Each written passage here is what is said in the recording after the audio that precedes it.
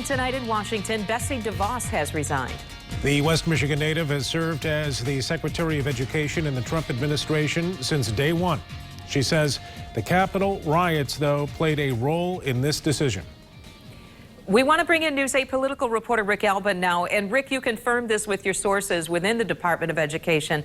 What are you learning about this new tonight?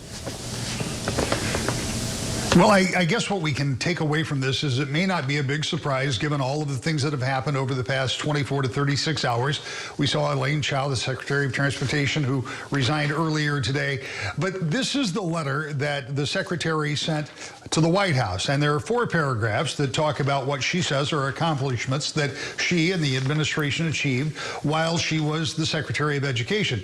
But it is that next paragraph that really kind of lowers the boom. And let me read that to you. Here's what it says, and I quote, "We should be highlighting and celebrating your administration's many accomplishments on behalf of the American people. Instead, we are left to clean up the mess caused by violent protesters overrunning the U.S. Capitol in an attempt to undermine the people's business. That behavior was unconscionable for our country." And I'm breaking away from the quote for just a moment to put emphasis here because this is probably the important sentence.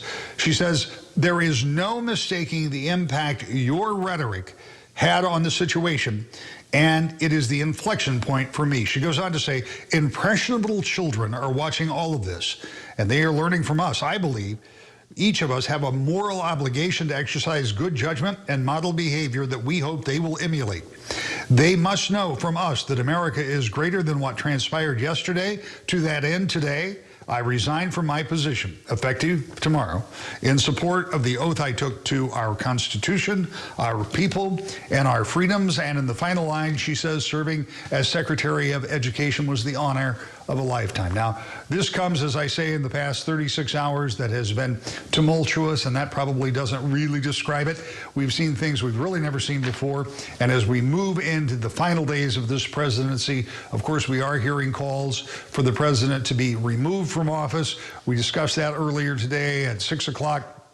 There are roadblocks and difficulties to that, particularly given the shortness of time, but we're still hearing about that. And as cabinet members leave, that puts into some question being able to invoke the 25th Amendment.